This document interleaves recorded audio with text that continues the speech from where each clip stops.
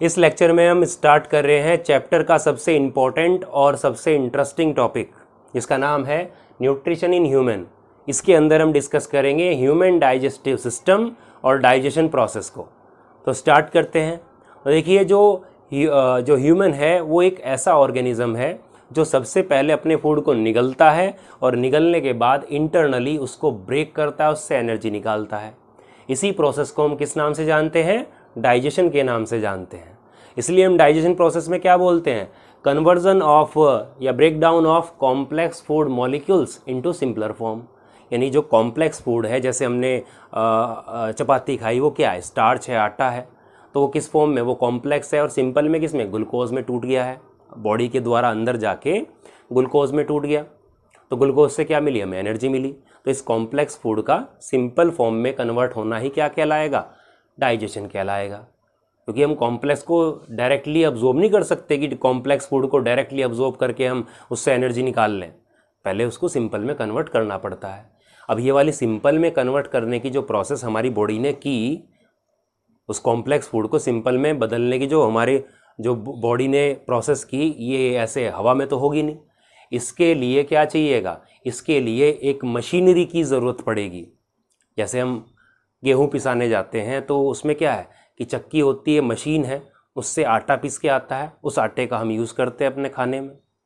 ऐसे ही जब हम खाना खाते हैं, कोई भी चीज़ हमने खाई तो वो ऐसे ही तो एनर्जी देगी नहीं, या ऐसे ही वो हमारे सिंपल फॉर्म में टूटेगी नहीं, उसके लिए मशीनरी चाहिएगी। तो ये मशीनरी हमारी क्या होती है? डाइजेस्टिव सिस्टम होती है। ठीक है, ये मशीनरी क्या है? हमारी डाइजेस्टिव सिस्टम होती है। तो यहाँ पर हमारा टॉपिक क्या आ जाता है? Digestive system. तो डाइजेस्टिव सिस्टम जो है क्या करेगा? डाइजेशन प्रोसेस करेगा। तो हमारा हम बोल सकते हैं कि डाइजेशन प्रोसेस के लिए हमें डाइजेस्टिव सिस्टम की ज़रूरत पड़ेगी, जो हमारे कॉम्प्लेक्स फूड को सिंपल फॉर्म में कन्वर्ट करेगा, यानी हमारे लिए डाइजेशन करेगा। अब सबसे पहले दिमाग में क्वेश्चन आता है कि यार, ये डाइजेस्टिव सिस्टम की ज़रूरत क्यों है? वैसे तो आंसर पता ही लग गया। अब जैसे हम बोलते हैं कि हमारे अंदर तो चलो डाइजेस्टिव सिस्टम है, तो प्लांट के अंदर डाइजेस्टिव सिस्टम क्यों नहीं होता? तो इसका सीधा सा आंसर है, अभी जैसा आपको पता लगा कि हम तो अपना फूड जो खा रहे हैं, ठीक है, अब अंदर हमारी बॉडी, मान लीजिए हमें ग्लूकोज चाहिए है ना, तो ग्लूकोज हमें डायरेक्टली नहीं मिल पा रहा, तो हम क्या करेंगे? जो स्टार्च है या कोई और फूड है, मान लीजिए स्टार्च ही है, हमने खाया, तो डायरेक्टली तो हमें ग्लूकोज देगा नहीं, उसको तोड़ना पड़ेगा। तोड़ने के लिए डाइजेस्टिव सिस्टम चाहिए। जबकि प्लांट क्या करते हैं? प्लांट के पास में वो फोटोसिंथेसिस करते हैं और उनको जिस फॉर्म में चाहिए, ग्लूकोज की फॉर्म में चाहिए मान लीजिए फूड, तो वो ग्लूकोज की फॉर्म में ही फोटोसिंथेसिस से बनाते हैं, है ना। जिसको जिस फॉर्म में चाहिए वो उस फॉर्म में बना रहा है। जबकि हम अपना फूड खुद नहीं बना रहे, हम प्लांट से ले रहे हैं, तो हम बना बनाया ले रहे हैं। तो प्लांट ने ग्लूकोज की फॉर्म में बनाया और स्टोर किया उसने स्टार्च की फॉर्म में, इसलिए हमें स्टार्च मिल रही है। तो हमें तोड़ के क्या चाहिए? ग्लूकोज। तो हमें तोड़ने के लिए डाइजेस्टिव सिस्टम चाहिएगा। तो देखिए, तो डाइजेस्टिव सिस्टम हम बोलते हैं, तो डाइजेस्टिव सिस्टम दो चीज़ों से मिलके बना होता है ह्यूमन का। पहला होता है हमारा एलिमेंट्री कैनाल, पहले आएगी एलिमेंट्री कैनाल, और प्लस दूसरा आ जाएगा एसोसिएटेड ग्लैंड्स। एसोसिएटेड ग्लैंड्स, ठीक है। तो एलिमेंट्री कैनाल क्या होती है? एलिमेंट्री कैनाल है ओपनिंग, कहाँ से कहाँ तक की? ओपनिंग या फिर tube like structure, opening from mouth to anus, mouth से लेकर एनस तक की ट्यूब है। और साथ में क्या है? ग्लैंड्स है। जैसे एग्जाम्पल, मुंह में पाई जाने वाली सैलिवरी ग्लैंड्स, ठीक है, जैसे पेनक्रियाज, और बहुत हैं, जैसे मान लीजिए लीवर, ऐसी बहुत सी ग्लैंड्स हैं। तो देखिए, एलिमेंट्री कैनाल, हमारा जो डाइजेस्टिव सिस्टम है दो चीज़ से मिलकर बना, एलिमेंट्री कैनाल और एसोसिएटेड ग्लैंड, साथ जो सहायक ग्रंथियां हैं। तो इस डायग्राम से हम देखते हैं एलिमेंट्री कैनाल में कौन कौन से पार्ट आए। सबसे पहले हमने देखा माउथ। तो हमने कहा कि जो एलिमेंट्री कैनाल है हमने कहा कि एलिमेंट्री कैनाल के जो पार्ट हैं वो कौन कौन से हैं। एलिमेंट्री कैनाल जो कि माउथ से लेके एनस तक की ट्यूब है। सबसे पहले हमने देखा कि भाई माउथ से शुरू हो रही है। माउथ के बाद में क्या आएगा, देखिए ये माउथ के बाद में जब हम खाना खा के जिस एरिया में हम चबाते हैं, जहाँ पे जीभ हमारी घूम रही है, जिस एरिया में रख के हम चबा रहे हैं, उसको क्या बोलते हैं, माउथ कैविटी बोलते हैं उसको, माउथ कैविटी, या फिर इसको बोल सकते हो आप बक्कल कैविटी। ठीक है, उसके बाद में पाथ बता रहा हूँ, रास्ता बता रहा हूँ कहाँ से कहाँ तक जाएगा। उसके बाद में आप देखते हैं कि यहाँ से क्या आ रहा है, हमारा ईसोफेगस आ रहा है, यानी कि फूड पाइप आ रहा है। फूड पाइप को क्या बोलते हैं हम, ईसोफेगस बोलते हैं। ये क्या है, हमारा फूड पाइप है। ठीक है, उसके बाद में हम क्या देखते हैं, फूड पाइप के बाद में हमारा यहाँ से ये जे शेप का क्या आ जाता है, हमारा स्टमक आ जाता है। तो ये क्या है, स्टमक आ गया। स्टमक के बाद में स्मॉल इंटेस्टाइन आती है, यहाँ से स्टमक से ये इसके पीछे से निकल रही है, ये रही स्मॉल इंटेस्टाइन। लेकिन यहाँ पर बीच में क्या होती है, वाल्व होती है, जिसका डिस्कस जो है, जिसका एक डिस्कशन किया गया है NCERT 10th क्लास की बुक में भी, इसलिए हम लिखते हैं यहाँ पर पाइलोरिक स्फिंक्टर। एक तरह से क्या है, ये एक तरह से वाल्व है, ये एक गेट है, दरवाज़ा है, किसके, स्टमक और स्मॉल इंटेस्टाइन के बीच में यहाँ पर। उसके बाद में क्या आ गई हमारी, small intestine. Small intestine, small intestine के बाद में ये बड़े डायामीटर वाली लार्ज इंटेस्टाइन। जो स्मॉल इंटेस्टाइन है वैसे तो लंबी होती है, कोई 6.5 मीटर के आसपास लंबी होती है, लेकिन इसको छोटी बोलते हैं, छोटी आंत, स्मॉल इंटेस्टाइन। क्यों, क्योंकि इसका डायामीटर कम होता है, चौड़ाई कम होती है। और लार्ज इंटेस्टाइन लंबाई में कम होती है, लेकिन उसकी चौड़ाई डायामीटर ज़्यादा होता है, इसलिए उसको लॉन्ग बोलते हैं। तो लॉन्ग इंटेस्टाइन के बाद में ये देखिए स्मॉल से ये होते हुए ऐसे लार्ज आ गई। लार्ज के बाद में क्या आया, यहाँ पर ये रेक्टम आ जाएगा।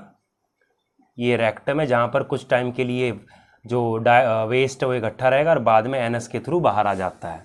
तो यहाँ पे ये क्या आ जाएगा, रेक्टम, और रेक्टम के बाद में आ जाता है एनस। तो ये बन गई पूरी एलिमेंट्री कैनाल। ठीक है, ये क्या है, ये जे शेप का स्टमक है।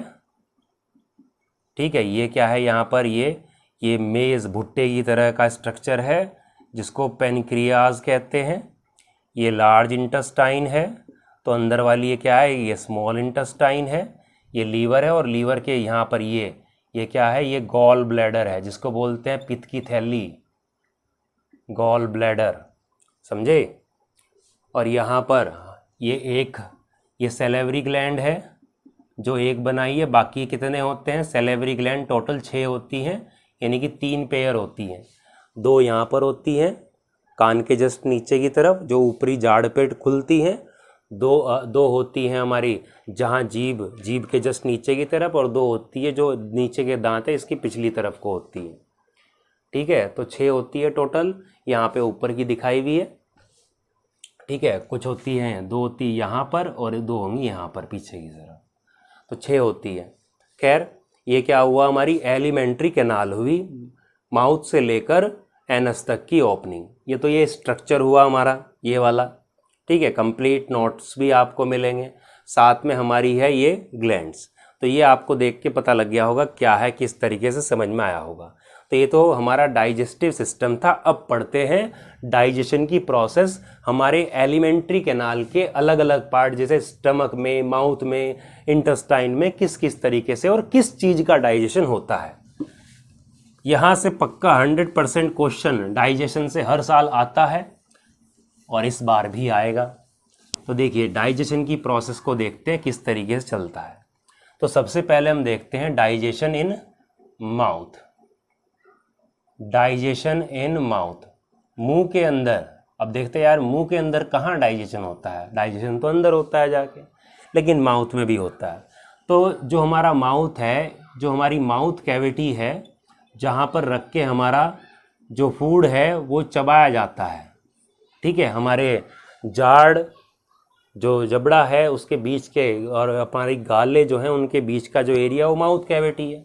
माउथ कैविटी में क्या पाई जाती है? सैलिवरी ग्लैंड्स पाई जाती हैं, जिसका डिस्कशन हमने अभी किया। सैलिवरी ग्लैंड्स क्या करती हैं? एक भाई सलाइवा रिलीज़ करती है। सलाइवा मतलब लार बोलते हैं जिसको, लार, ठीक है, लार बोलते हैं, ठीक है, इसलिए सलाइवरी ग्लैंड को लार ग्रंथियाँ बोलते हैं। सलाइवा रिलीज़ करती है, लार, थूक रिलीज़ करती है। इस लार के अंदर क्या होता है? इस लार के अंदर एक कार्बोहाइड्रेट को डाइजेस्ट करने वाला एंजाइम होता है जिसको बोलते हैं सैलिवरी अमाइलेज।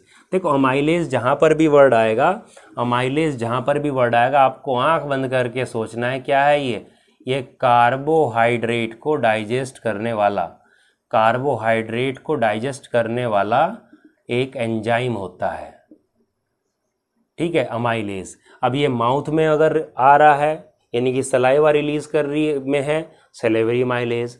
पेनक्रियाज जब रिलीज करेगा अमाइलेज को तो पेनक्रिएटिक अमाइलेज कहलाएगा, ठीक है। तो सैलिवरी अमाइलेज, ठीक है, नाम क्या है इसका? नाम है टाइलिन, ठीक है। जैसे यहाँ पर मुंह में जो सैलिवरी अमाइलेज जो रिलीज हो रहा, अमाइलेज ग्रुप है एंजाइम्स का, कार्बोहाइड्रेट डाइजेस्टिंग एंजाइम का ग्रुप है, जिसके बहुत से एग्जाम्पल है। जैसे टाइलिन है मुंह में, मुंह वाला जो है हमारे पेनक्रियाज से निकल के जो इंटेस्टाइन में जाएगा वहाँ पर भी एक अमाइलेज होता है, उसका नाम अमाइलोप्सिन है। तो ये क्या है? टाइलिन। तो ये टाइलिन जो है ये क्या है? कार्बोहाइड्रेट को डाइजेस्ट करने वाला, यानी कि सिंपल में करने वाला। तो हमने जैसे चपाती वगैरह खाते हैं तो चपाती में क्या है? स्टार्च है। स्टार्च क्या है? कॉम्प्लेक्स कार्बोहाइड्रेट है और टेस्ट में कैसी लगती है? फीकी लगती है, ठीक है। नॉन शुगर है, कॉम्प्लेक्स है, जो कि पूरा पूरा ग्लूकोज से मिलकर बनी है, बहुत सारे ग्लूकोज यूनिट से मिलकर बनी है। जब ग्लूकोज से मिलकर बनी है तो बाद में जाके ग्लूकोज में टूटेगी। तो यहाँ पर सैलिवरी अमाइलेज टाइलिन ने इसके ऊपर एक्शन दिखाया तो ये किस में टूटा? ये माल्टोज में टूट गया। माल्टोज क्या होता है बेटा? माल्टोज होता है ग्लूकोज और ग्लूकोज से मिला हुआ एक डाइसैकेराइड होता है, यानी कि ये टेस्ट में कैसा लिखता है? ये मीठा लगता है, शुगरी होता है, यानी कि स्वीट लगता है, टेस्ट में मीठा लगता है, स्वीट इन टेस्ट। तो ये क्या है? ग्लूकोज, यानी कि ये तो लंबी ग्लूकोज की चेन थी, ये सिर्फ 2 ग्लूकोज से मिलकर बना होता है। इसीलिए हम बोलते हैं जब कभी फीकी रोटी हम चबाते हैं तो चबाते रहो कुछ टाइम बाद मीठी लगने लगती है। क्यों? क्योंकि स्टार्च किस में टूट गया? माल्टोज में, और माल्टोज होता है मीठा टेस्ट में। इस तरीके से हम बोलते हैं कि ये जो डाइजेशन हुआ ये कंप्लीट, जितना भी कार्बोहाइड्रेट हम खाएंगे, जैसे 100% हम खा रहे हैं तो 100% का 30% जो है माउथ में डाइजेस्ट होता है, यानी कि टोटल कार्बोहाइड्रेट का 30% डाइजेशन माउथ में हो जाता है। तो आपसे क्वेश्चन आता है एग्जाम में कि what is the role of saliva in human digestion. काफ़ी बार पूछा जाने वाला क्वेश्चन है, सलाइवा का रोल पूछता है, तो आपको सीधा लिखना है कि सलाइवा क्या करता है? सैलिवरी ग्लैंड, और चाहें तो इस तरह से इक्वेशन में दे सकते हैं, कोई प्रॉब्लम नहीं, ठीक है। और लार जो हमारी होती है, लार, ये इसका लार का जो पीएच होता है वो एल्केलाइन होता है, यानी कि स्लाइटली एल्केलाइन, यानी कि 7 से हल्का सा ऊपर होता है, ज़्यादा नहीं, हल्का सा ऊपर होता है, जिससे कि हमारा ये जो सैलिवरी अमाइलेज है वो वर्क कर सके। तो ये हो गया। तो डाइजेशन जब इतना हुआ, हमने चबा दिया, हमारी जीभ ने जो है लार को, हमारे सलाइवा को फूड में मिक्स कर दिया, ठीक है, सलाइवा को फूड में मिक्स कर दिया, 30% जो है वो भी डाइजेस्ट हो गया जो कार्बोहाइड्रेट था। तो यहाँ से हमने चबाया, चबा के लार जो मिली है, वो लार मिला हुआ जो फूड है जो मुंह में अभी पड़ा हुआ है, उसको क्या बोलते हैं? बोलस कहते हैं, ठीक है, बोलस कहते हैं। यानी कि इसमें क्या है? ये है स्लाइटली डाइजेस्टेड फूड, क्योंकि इसमें सिर्फ 30% कार्बोहाइड्रेट डाइजेस्ट हुआ है, प्लस क्या है? प्लस सलाइवा मिक्स हो रखी है। इसको हम क्या बोलते हैं? बोलस कहते हैं। अब ये बोलस तैयार हुआ यहाँ पर तैयार होने के बाद में ये जाता है कहाँ पर? ऐसे ये स्टमक में जाएगा। अब स्टमक में जा रहा है तो क्यों जा रहा है? इसके लिए कुछ तो मसल्स होंगी। तो हमारी जो एलिमेंट्री कैनाल है, ये जो पूरी एलिमेंट्री कैनाल, जैसे यहाँ पे ईसोफेगस में बना रहा हूँ ये, तो हमारी जो एलिमेंट्री कैनाल है, जैसे ईसोफेगस मैंने बनाया, तो इसकी जो अंदर की जो लाइनिंग है, यहाँ पर कुछ मसल्स पाई जाती है, यहाँ पर मसल्स पाई जाती है अंदर की तरफ, जो हमारा फूड पाइप है। मसल्स का काम क्या होता है? सिकुड़ना, फैलना, कॉन्ट्रैक्ट करना और रिलैक्स करना, मूवमेंट कराना। तो यहाँ पर मसल्स पाई जाती है, जो फूड जब हम निगल लेते हैं तो इस फूड को ये क्या करती है, यहाँ पर जैसे फूड है, फूड को ये मसल्स क्या करेंगी, कॉन्ट्रैक्ट करेंगी, उसको आगे पुश करेंगी, फिर पीछे की रिलैक्स कर जाएंगी, आगे की फिर उसको पुश करेंगी, फिर वो आगे खिसक जाएगा, फिर रिलैक्स करेंगी, फिर पुश करेंगी, रिलैक्स करेंगी। इस तरीके से फूड क्या है, एलिमेंट्री कैनाल में आगे नीचे चला जाता है। इस वाली मूवमेंट को क्या बोलते हैं? पेरिस्टैल्टिक। पेरिस्टैटिक मूवमेंट इसको कहते हैं, क्रमाकुंचन कहते हैं हिंदी में।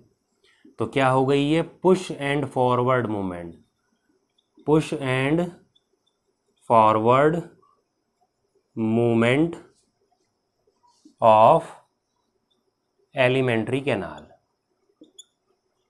एलिमेंट्री कैनाल की पुश एंड फॉरवर्ड मूवमेंट, जिससे फूड आगे की तरफ जाता है।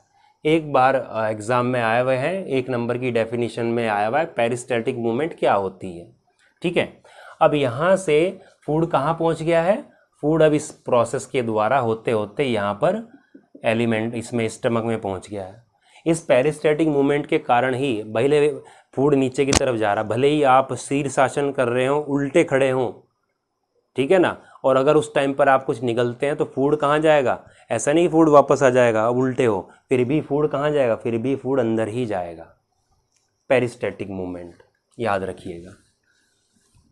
तो अब क्या हो गया? अब फूड कहाँ पहुँचा है? अब फूड पहुँच गया है स्टमक में। तो हम बात करते हैं digestion of food in stomach. Stomach में किसका? अब देखिए, स्टमक में जो डाइजेशन होता है वो मोस्टली किसका होता है? मोस्टली प्रोटीन का डाइजेशन होता है। प्रोटीन यहाँ पर डाइजेस्ट होती है। जैसे माउथ में हल्का सा क्या हुआ, कार्बोहाइड्रेट का डाइजेशन हुआ था, यहाँ पर मोस्टली प्रोटीन का होता है, और ना के बराबर, करीबन 1% के आसपास, ये बोले ना के बराबर जो है फैट का डाइजेशन भी स्टमक में होता है, लेकिन वो ना के बराबर है। ठीक है, तो इसलिए हम बात क्या करेंगे? प्रोटीन की बात करेंगे अभी। तो स्टमक में जो है, स्टमक में जो पहुंचा यहाँ पर, ये स्टमक में पहुंचा। स्टमक में पहुंचते ही यहाँ से स्टमक की जो वॉल है वो क्या करती है, यहाँ पर यह ग्लैंड्स होती है स्टमक में, बहुत सारी हजारों की संख्या में ग्लैंड होती है, जिसको गैस्ट्रिक ग्लैंड बोलते हैं। ये गैस्ट्रिक ग्लैंड क्या करती है? गैस्ट्रिक जूस निकालना। फूड आया यहाँ पर और गैस्ट्रिक जूस निकालना इसने शुरू कर दिया यहाँ पर, जैसे बारिश फुवारा होता, फुवारा ऐसे स्प्रे करना शुरू कर दिया इसने। तो स्टमक में क्या है? गैस्ट्रिक ग्लैंड्स पाई जाती हैं। ठीक है, गैस्ट्रिक ग्लैंड्स पाई जाते हैं। Thousands of gastric glands are found in stomach. इस गैस्ट्रिक ग्लैंड में क्या करती है? गैस्ट्रिक ग्लैंड क्या करती है? गैस्ट्रिक जूस रिलीज करती है। गैस्ट्रिक जूस रिलीज करती है यहाँ पर, जो फूड है इस फूड के ऊपर कर रही है। ठीक है, जो बोलस गया था, तो गैस्ट्रिक जूस रिलीज करती है, जिसमें 3 चीज़ें होती है। एक होता है यहाँ पर म्यूकस, दूसरा होता है HCl हाइड्रोक्लोरिक एसिड, और तीसरा होता है पेप्सिन। पेप्सिन ना होकर बेटा ये पेप्सिनोजन हम लिखें अभी, इसको ज़्यादा अच्छा रहेगा, या फिर इसको मैं प्रोपेप्सिन लिखूं, प्रोपेप्सिन। ठीक है, यानी कि ये क्या है? ये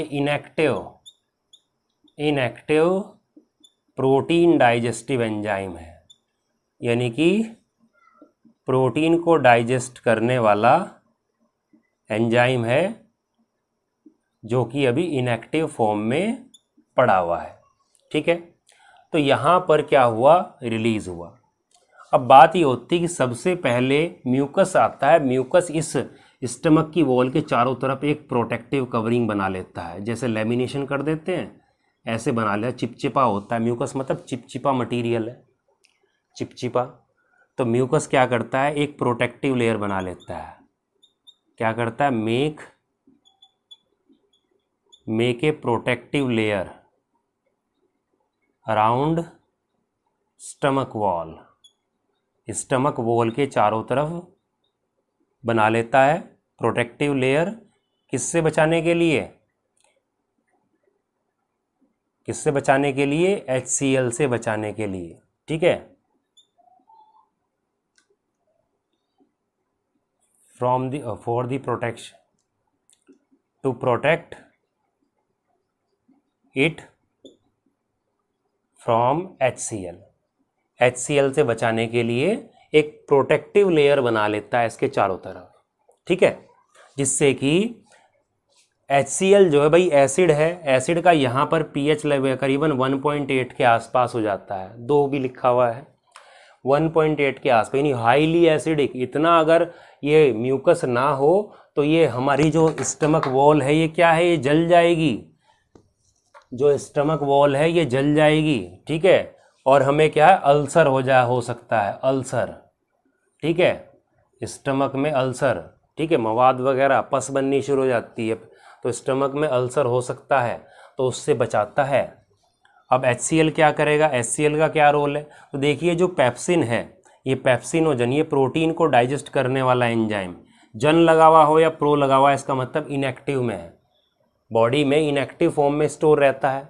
अगर एक्टिव में रहा तो पड़ी हुई प्रोटीन को डाइजेस्ट करने लगेगा, लेकिन इसको सिर्फ तब एक्टिव होना है जब प्रोटीन फूड जो है स्टमक में होगा। ठीक है, तो यहाँ से पेप्सिनोजन जो है, ये जो पेप्सिनोजन है इसको किस में कन्वर्ट करना है, ये पेप्सिन में कन्वर्ट करता है। कौन कन्वर्ट करता है? ये पेप्सिन है एक्टिव। कौन कन्वर्ट करता है? HCl कन्वर्ट करता है। कैसे भाई? भाई जो एसिड है, एसिड क्या करेगा, हाइड्रोजन आयन देगा, तो इससे हाइड्रोजन आयन देके क्या है, ये जो इनएक्टिव जो प्रोटीन डाइजेस्टिव एंजाइम है ये एक्टिव पेप्सिन में कन्वर्ट हो जाता है। अब ये एक्टिव में जब कन्वर्ट हो जाता है तो हमारे फूड में जो प्रोटीन है, प्रोटीन को ये डाइजेस्ट करेगा किस में, अमीनो एसिड्स में कन्वर्ट करेगा, प्लस पेप्टोन्स। ठीक है, यानी कि छोटी छोटी चेन में तोड़ देगा, जिसको अब्जॉर्ब करना काफ़ी आसान होगा। तो पेप्सिन जो है प्रोटीन डाइजेस्टिव एंजाइम है, जो प्रोटीन को अमीनो एसिड और पेप्टोन में तोड़ देता है। ठीक है, और HCl क्या करता है, HCl इस पेप्सिन को एक्टिव करता है, क्योंकि वो इनएक्टिव फॉर्म में होता है। म्यूकस क्या करता है, HCl से स्टमक वॉल को बचाता है। ये क्वेश्चन कई बार 3 नंबर का एग्जाम में आया हुआ है कि भाई गैस्ट्रिक जूस के कंपोनेंट और उसके जो काम है वो लिखिए, तो ये था यहाँ तक। अब इतना सारा काम होने के बाद में ये फूड डाइजेस्ट हो चुका, जो स्टमक है, स्टमक में लगभग ऑलमोस्ट 70-80% तक प्रोटीन डाइजेस्ट हो चुकी है, और ऊपर से जो आ रहा था 30% माउथ में जो कार्बोहाइड्रेट डाइजेस्ट हो गए थे, सारा डाइजेस्ट होने के बाद यहाँ पर, और इसकी स्टमक क्या कर थोड़ी सी मूवमेंट भी करता है, जिसकी वजह से जो पूरा फूड है, लेकिन अभी फैट डाइजेस्ट नहीं हुई है, पूरा कार्बोहाइड्रेट डाइजेस्ट नहीं हुआ।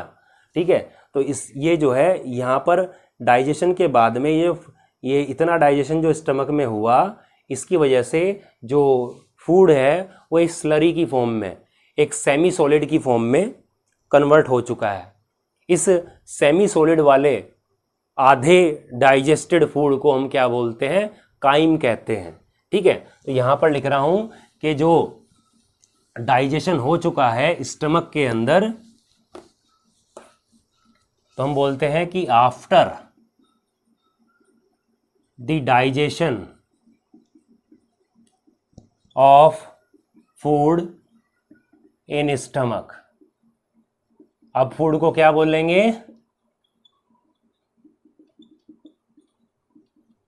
बोलेंगे काइम। काइम बोलते हैं। काइम क्या है भाई, अगर आपसे पूछ लिया जाए तो काइम है पार्शियली डाइजेस्टेड फूड, जिसमें लगभग प्रोटीन डाइजेस्ट हो चुकी है और 30% कार्बोहाइड्रेट डाइजेस्ट हो चुका है।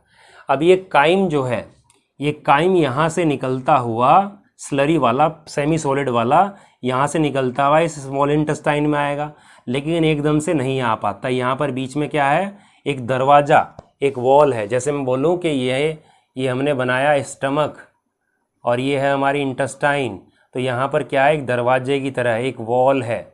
इस वॉल को क्या बोलते हैं, पाइलोरिक इंस्फिंक्टर।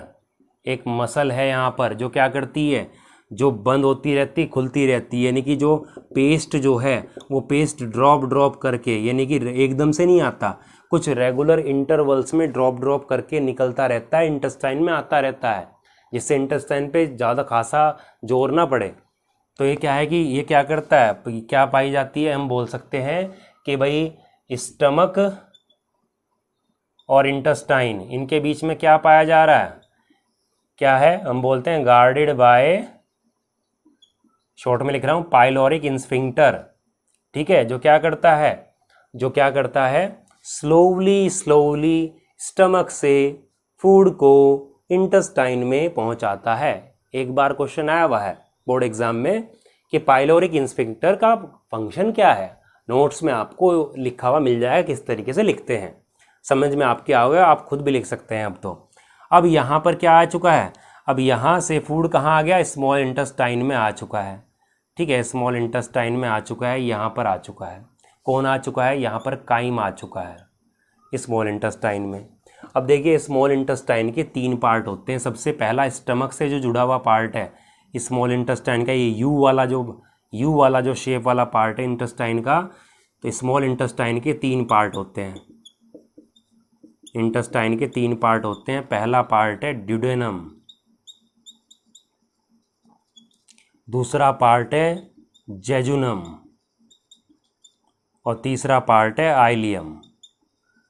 तो पहला पार्ट ये डेड्यूनम, बीच वाला पार्ट जेजुनम और जो बाद में लार्ज इंटेस्टाइन से जुड़ेगा ये आखिरी वाला पार्ट आइलियम कहलाएगा। जैसे यहाँ पर ये शुरुआत वाला पार्ट ड्यूडेनम, बीच वाला जेजुनम और ये आखिरी पार्ट जो ये इस लार्ज से जुड़ने वाला है, जुड़ रहा है यहाँ पर, ये कहलाएगा आइलियम। तो चलते हैं, अब ये बताया क्यों था, क्योंकि अब आगे आएगा हमारा digestion of food in small intestine. तो स्मॉल इंटेस्टाइन में देखते हैं फूड का डाइजेशन कैसे किया जाता है। लेक्चर लंबा होगा लेकिन 100% आपको समझ में आएंगी चीज़ें। तो अभी देखते हैं डाइजेशन इन स्मॉल इंटेस्टाइन। तो देखिए बाकी जो बचा कुचा कार्बोहाइड्रेट है 70% बच रहा है, लगभग पूरा लिपिड बच रहा है, फैट बच रहा है, उसका डाइजेशन नहीं हुआ। थोड़ी बहुत जो बची हुई प्रोटीन है उसका डाइजेशन, सारा बचा कुचा सब इंटेस्टाइन में हो जाएगा। इसलिए बोलते हैं कि कंप्लीट डाइजेशन जो फूड का होता है वो स्मॉल इंटेस्टाइन में होता है। तो हम कहते हैं कि अगर आपसे पूछ ले which is the site of complete digestion of food, तो आप क्या आंसर दोगे, स्मॉल इंटेस्टाइन यहाँ पर होता है। तो सबसे पहले देखते हैं किसका, भाई कार्बोहाइड्रेट का देख लेते हैं सबसे पहले कि कार्बोहाइड्रेट का, ठीक है, किसमें, कार्बोहाइड्रेट का डाइजेशन किसमें, इन स्मॉल इंटेस्टाइन बचा हुआ था ना। तो देखिए यहाँ पर जब फूड इस डेड्यूनम में, मैं यहाँ पर बनाता हूँ, जैसे ये स्टमक था और ये डेड्यूनम है और यहाँ पर क्या है हमारी, ये है पेनक्रियाज है मान लीजिए। ठीक है, ऊपर से देखो लीवर था, लीवर की ये आ रही है, ये आ गई लीवर की, और यहाँ से जुड़ते हुए दोनों कॉमन होके इसमें जाती हैं। ठीक है, ये लीवर से आ गई, लीवर से पहले क्या था भाई, यहाँ पर ये गॉल ब्लैडर था, ये गॉल ब्लैडर में क्या आएगा, बाइल जूस, ये आ रहा है, यानी कि यहाँ से बाइल जूस आ गया और यहाँ से पेनक्रियाज से पेनक्रियाटिक जूस, दोनों मिलके कहाँ चले गए, इस डेड्यूनम यानी कि स्मॉल इंटेस्टाइन में आ गए। तो यानी कि जब फूड आया स्मॉल इंटेस्टाइन में, तो फूड में क्या मिल गया, फूड में पेनक्रियाज से आने वाला पेनक्रियाटिक जूस मिल गया, प्लस क्या मिल गया, लीवर से आने वाला, गॉल ब्लैडर से आने वाला बाइल जूस मिल गया, यहाँ पर इसमें मिल गया। ठीक है, अब यहाँ पेनक्रियाटिक जूस जो है इसमें क्या होते हैं, इसमें एक तो भाई प्रोटीन को डाइजेस्ट करने वाला एंजाइम होता है। ठीक है, एक होता है इसमें फैट को डाइजेस्ट या लिपिड को, फैट को डाइजेस्ट करने वाला एंजाइम होता है, फैट डाइजेस्टिंग एंजाइम होता है। जो प्रोटीन डाइजेस्टिव वाला है उसको बोलते हैं ट्रिप्सिन और फैट व डाइजेस्ट वाले को बोलते हैं लाइपेज। ठीक है, साथ में जब इंटेस्टाइन में गया है तो इंटेस्टाइन में भी क्या होती है, कुछ ग्लैंड होती हैं, यानी कि इंटेस्टाइनल ग्लैंड होती है, इंटेस्टाइनल ग्लैंड जो क्या करती है, इंटेस्टाइनल जूस करेगी, जैसे पेनक्रियाटिक जूस था, इंटेस्टाइनल जूस करेंगी। इंटेस्टाइनल जूस में क्या होता है, इंटेस्टाइनल अमाइलेज होता है। वैसे पेनक्रियाज में भी एक अमाइलेज, पेनक्रियाटिक अमाइलेज होता है। तो हम बात कर रहे हैं कार्बोहाइड्रेट क्या कैसे होगा। तो 70% जो बचा हुआ कार्बोहाइड्रेट था वो इस यहाँ पर इंटेस्टाइन में जो अमाइलेज होगा वो उसको डाइजेस्ट कर देगा, वो ख़त्म। ठीक है, वो सिंपल उसी तरीके से माल्टोज फिर उसके बाद में ग्लूकोज में डाइजेस्ट हो जाएगा। बचा हमारा क्या, बचा हमारा मेन, हम बोलते हैं कि भाई प्रोटीन को भी देख लेते हैं। तो हमने कहा कि जो पेनक्रियाज का जूस इसमें गया, तो पेनक्रियाटिक जूस में भाई पेनक्रियाज था, पेनक्रियाज में क्या था, क्या रिलीज़ किया, पेनक्रियाटिक जूस रिलीज़ किया। पेनक्रियाटिक जूस में क्या है, प्रोटीन डाइजेस्टिव एंजाइम ट्रिप्सिन है। ठीक है, ट्रिप्सिन क्या करेगा, फूड में जो प्रेजेंट प्रोटीन है जो बच गई थी, स्टमक से बच गई थी वो, ठीक है, उसको क्या करेगा, ये अमीनो एसिड्स, ये जिससे प्रोटीन बनी होती है उसी में टूटेगी भाई, अमीनो एसिड्स में से बनी अमीनो एसिड में टूट जाएगी, और साथ में पेप्टोन्स वगैरह में क्या है, ये टूट जाती है, बॉडी इनको अब्जॉर्ब कर लेती है। ठीक है, साथ में क्या होता है, साथ में जो हमारा हमने कहा कि पेनक्रियाटिक जूस में क्या है भाई, लाइपेज भी होता है, फैट को डाइजेस्ट करने वाला। लेकिन फैट को ये लाइपेज डायरेक्टली डाइजेस्ट नहीं कर पाता। अब रोल आएगा आपका बाइल जूस का, ये जो गॉल ब्लैडर से बाइल जूस आ रहा है, तो ये क्लियर हो गया होगा। अब मेन हम देखते हैं लाइपेज का, यानी कि फैट कैसे डाइजेस्ट होगा। तो देखिए जो फैट है, आप जो फैट है, जो डाइजेशन इस फूड में जो फैट पाया जा रहा है वो बड़े बड़े ग्लोबुल्स के फॉर्म में होता है। लाइपेज इतने बड़े बड़े ग्लोबुल पे एक्ट करके उसको तोड़ नहीं पाता, पहले उनको छोटे छोटे में करना पड़ेगा तब तोड़ेगा। इसको आप ऐसे समझ सकते हो, जैसे मार्केट से आप जो है एक पपाया लाए, पपीता लेके आए, और आपसे कहा जाए भाई इसका शेक बनाओ, तो आप क्या डायरेक्ट मिक्सी में डायरेक्ट डाल दोगे उसको शेक बनाने के लिए? मिक्सी काम ही नहीं करेगी, इतने बड़ा आएगा ही नहीं उसमें। क्या करते हो, छोटे छोटे पीसेस में काटोगे उसको, तब मिक्सी में डालोगे, तब शेक बनेगा। इसका मतलब क्या हुआ कि जो बड़ा बड़ा जो फैट ग्लोबुल है वो पपाया की तरह हो गया, छोटे छोटे जो आप काट रहे हो चाकू से वो चाकू हो गया बाइल जूस, और जो छोटे छोटे पीसेस जो उस पपीते के बने हैं वो है छोटे छोटे फैट के ग्लोबुल। अब मिक्सी जो घूमेगी, मिक्सी क्या है, लाइपेज है जो उसको जूस बना देगी। यानी कि हम बोलते हैं कि जो फूड है हमारा उसमें क्या है, लार्ज फैट ग्लोबुल की फॉर्म में, लार्ज फैट ग्लोबुल्स की फॉर्म में है। ठीक है, जो फूड है, फूड में जो फैट है वो बड़े बड़े फैट ग्लोबुल की फॉर्म में है। अब इनको क्या करेगा, इनको जो बाइल जूस है जो स्लाइटली एल्कलाइन होता है, यानी कि थोड़ा बेसिक होता है हल्का सा, ये क्या करेगा, ये इसको छोटे छोटे स्मॉल फैट ग्लोबुल्स में तोड़ देगा। ठीक है, अब छोटे छोटे ये जो फैट ग्लोबुल्स हैं ये किस में हो जाएंगे, वाटर के साथ में मिक्स हो जाएंगे। ठीक है, वाटर के साथ में मिक्स हो जाएंगे। अब फैट ग्लोबुल हैं पानी में मिक्स हुए हुए पड़े हुए हैं, ठीक है ना, जैसे पानी के अंदर तेल मिला दिया आपने, क्या बोलते हैं, इमल्शन। ऐसे ही क्या है कि पानी के अंदर ये छोटे छोटे टुकड़े पड़े हुए हैं फैट के, इसको क्या बोलेंगे आप, ये फैट टूट चुकी है जो, इस पूरे को बोलेंगे, इस फैट को, ये फैट जो छोटे छोटे टुकड़े हो गए पानी में पड़े इसको बोलेंगे इमल्सिफाइड फैट, इमल्सिफाइड फैट बोलोगे इसको। और प्रोसेस को क्या बोलोगे, इमल्सिफिकेशन, इमल्सिफिकेशन ऑफ फैट। तो आपसे क्वेश्चन पूछ सकता है what is emulsification of fat, तो आप बोलोगे, एग्जाम में पूछ सकते हैं, आप लिखोगे conversion of large fat globule into smaller fat globules by the action of bile juice so that lipase enzyme can act on this, on these small fat globules, इस पे एक्ट कर सके, इसको प्रोसेस को बोलेंगे इमल्सिफिकेशन ऑफ फैट। तो छोटे छोटे, ये बड़ा जो फैट ग्लोबुल था छोटे छोटे फैट ग्लोबुल्स में टूट चुका है।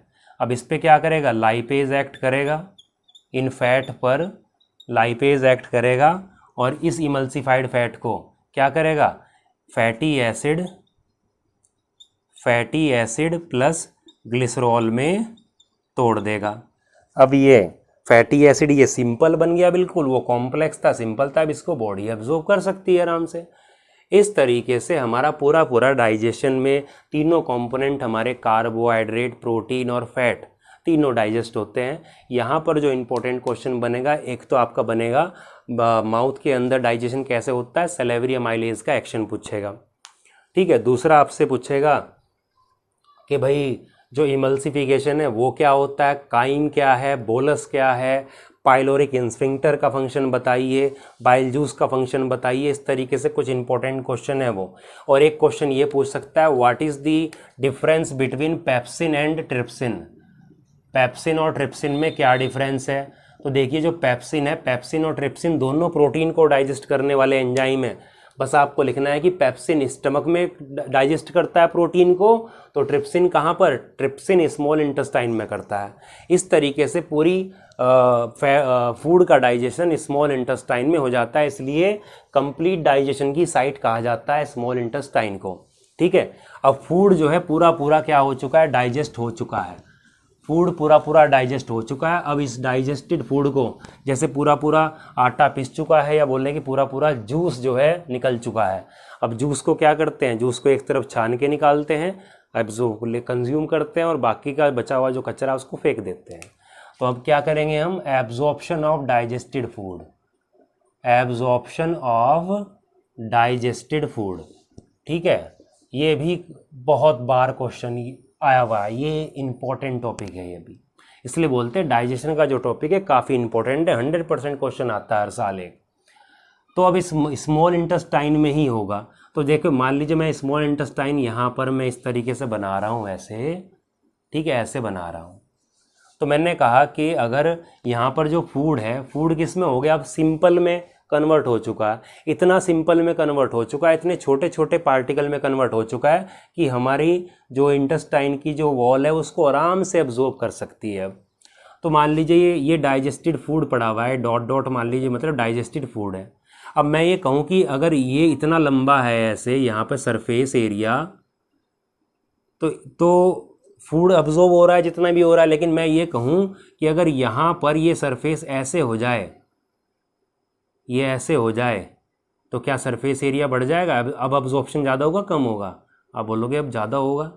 इस तरीके से यानी कि मैं बोलूँ कि अगर एक भाई दो आपने लकड़ियाँ लेके ऐसे एक धागा ऐसे बांधा, और एक धागा आप मतलब कि आप जो है इस तरीके से रख रहे हैं वहाँ पे, तो आप अगर इस पे पानी डाल लोगे और इस पे पानी डाल लोगे तो ज़्यादा पानी कौन अब्जॉर्ब करेगा, ये वाला, क्योंकि इसको सीधा करोगे बहुत ज़्यादा लंबा हो जाता है। ऐसे ही इंटेस्टाइन के अंदर इस तरह से फिंगर की तरह ये स्ट्रक्चर पाए जाते हैं। क्या है ये, फिंगर लाइक स्ट्रक्चर या प्रोजेक्शन। प्रोजेक्शन मतलब उभार, ऊपर को उठे हुए उभार पाए जाते हैं। ये क्या करते हैं भाई, नॉर्मल में इतना इतना करता, अभी अगर इसको पूरा खोल के देख तो ज़्यादा लंबा होगा, तो क्या करते हैं ये प्रोजेक्शन पाई जाती है, जिनको क्या बोलते हैं, विलयी कहते हैं।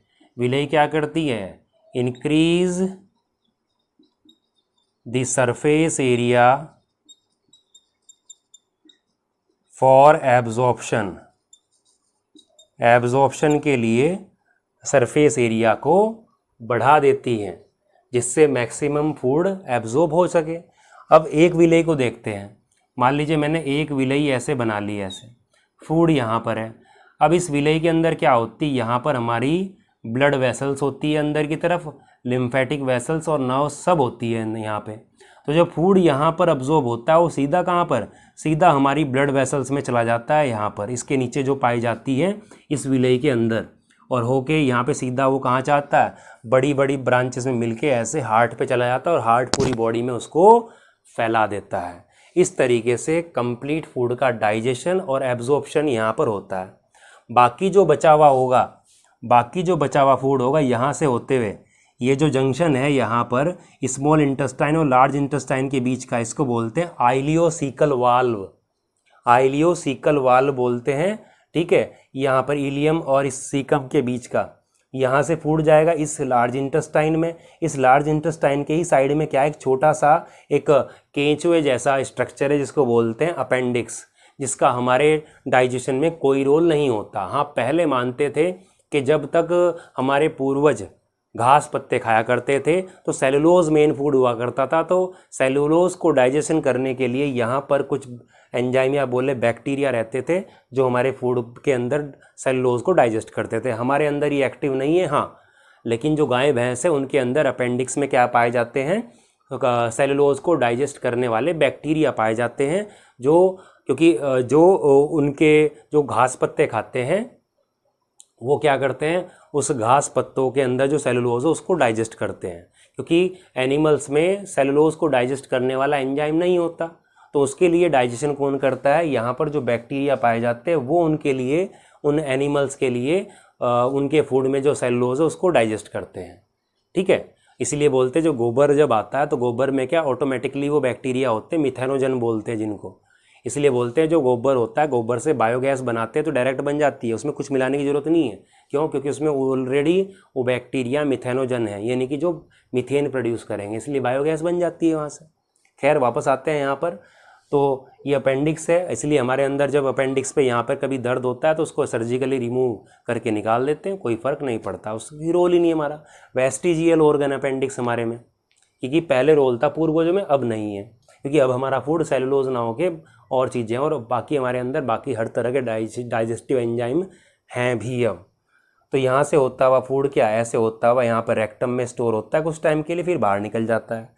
अब यहाँ पर जो अनडाइजेस्टेड फूड है, जो डाइजेशन नहीं हो पाया, जो वेस्ट है वो यहाँ पर रहता है, जिसमें से लार्ज इंटेस्टाइन क्या करती है, अब पानी को रीअब्जॉर्ब कर लेती है, और जो टुकड़े टुकड़े जो उस अनडाइजेस्टेड फूड के हैं वो आपस में चिपक जाते हैं, सॉलिड का फॉर्म ले लेते हैं, और वो सॉलिड वेस्ट जो है यहाँ से निकल के एनस से बाहर आ जाता है। इस तरीके से कंप्लीट डाइजेशन की प्रोसेस कंप्लीट होती है। इस डाइजेस्टिव सिस्टम में, डाइजेशन की प्रोसेस में कुछ भी अगर आपको समझ में ना आया हो तो आप कमेंट ज़रूर करें, आपको आंसर मिलेगा। ठीक है, और बाकी रही बात इसके कंप्लीट नोट्स की, तो आपको वीडियो के डिस्क्रिप्शन में बहुत ही अच्छे और सिंपल लैंग्वेज वाले नोट्स आपको मिल जाएंगे विद फ्लो चार्ट्स। तो कोई डाउट हो, कुछ दिक्कत हो तो कमेंट करें, वीडियो को शेयर करें अच्छी लगी तो। Thank you.